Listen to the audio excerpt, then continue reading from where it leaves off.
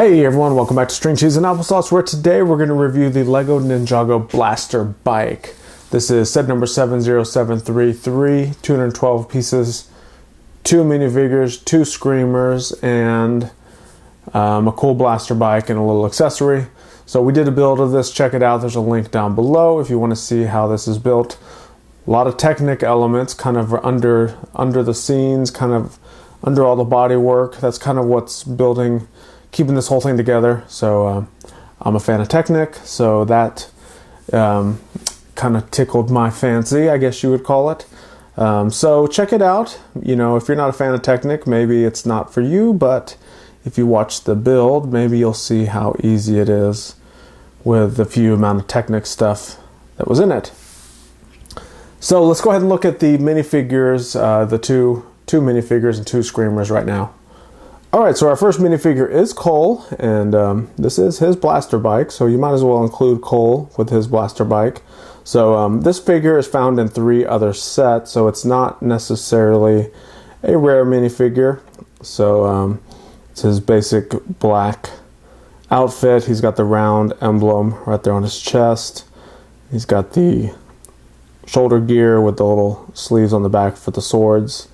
He's got a single printed face. You can see when I remove his helmet, or his mask, I mean. It's not a helmet, it's a ninja mask. Only one print on the face. That's Cole. Let's look at the next figure now. Alright, so this is Kowler. He's one of the enemies. And just like Cole, he's found in 3 other sets. So not a rare minifigure at all. He's got the purple torso with the navy blue arms and the not glow-in-the-dark yellow hands. He's got the trans fluorescent yellow legs, and then he has a little mask, the trans fluorescent yellow head, and then the ninja hat. Then we have 2 of these cool little screamers. So these are cool. We got this guy with the big wide open mouth, and then we got this guy with the gritty teeth and the hot dog in his hand. So it's not real evident when you kind of look at these at first glance that they can hold items, but maybe that's why they gave you the hot dog in the set, because it showed in the instructions that you can clip things to these little clips that are on the front, which are supposed to be like little hands. So these are pretty cool. I really like these guys. You know, they're cool because you can attach them to a minifigure head. So it's kind of like a little ghost thing that can attack you by going on your head. So cool little enemy guys there. So that is all the minifigures for this set. So let's go ahead and look at all the cool details of the set right now. Alright, so the first thing we're going to look at is this little bitty dragon element. So we have the kowler, the villain guy, flying around on this thing. And it's pretty cool. The wings are hinged, basically a clip on that little bar. So they kind of flap if you want, or they're posable, however you want to look at it. And then the tail element, you can see, also has some clips and bar elements that make it somewhat posable, along with the front as well. So it just rotates up or I guess hinges up and down. It doesn't rotate. So the dragon thing is just facing forward at all times. The wings just flap up and down, and the tail just kind of goes up and down as well. But it gives something for the villain to fly around on and chase Cole in his blaster bike. So let's go ahead and look at this blaster bike. So it's definitely a bike. It's got 2 wheels. It's got the black, brown, and gold color scheme. It's got some stickers. So pretty much anything decorated you see is stickered, along with the flag here, and it's double stickered. That means a sticker on each side for the flag. It rolls, and it has these little pop-up stud shooters. So look at that. You've got six shots on each side for a total of 12 shots. So the way that this shoots is you rotate to this gear, and then as you rotate it, there's a little trigger that's kind of behind those studs that basically pops each one of those studs off of the little holder there. So unlike a revolver or some sort of like sentry gun or something that this piece right here turns, this is a little bit different, where the inside trigger actually turns and this little housing on the outside stays stationary at all times. And then when I have it folded up, you can see some of that Technic construction on the inside. So all these elements here are Technic bricks. There's some non-studded Technic pieces out here. Basically everything connected is Technic.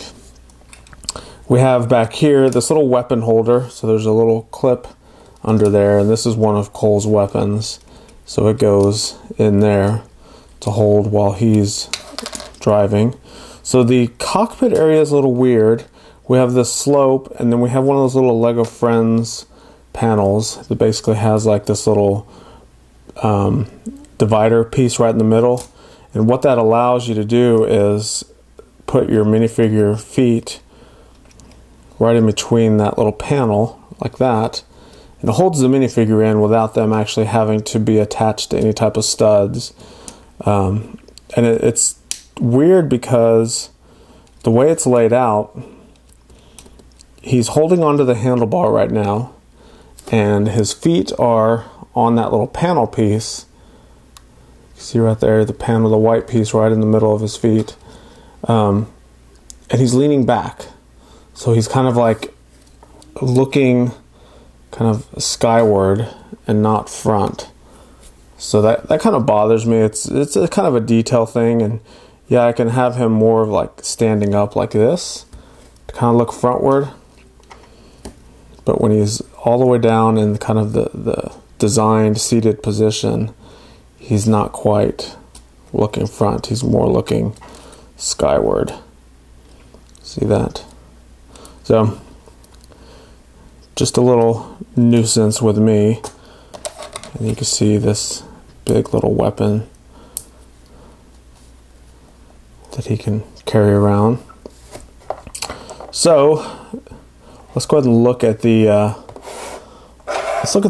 stud launching capabilities. So put our villain across here, and we pop this guy up. So remember, I'm going to turn this, and it's going to start shooting the studs out. All right. So I don't know if you saw those last two, but if you look at the front here, oh, there's one more. Didn't quite make it all the way around. There we go. So if you look at the front, and if I get a straight on shot, yeah, right there. So remember I was telling you this black part doesn't rotate. So the studs are shooting straight out.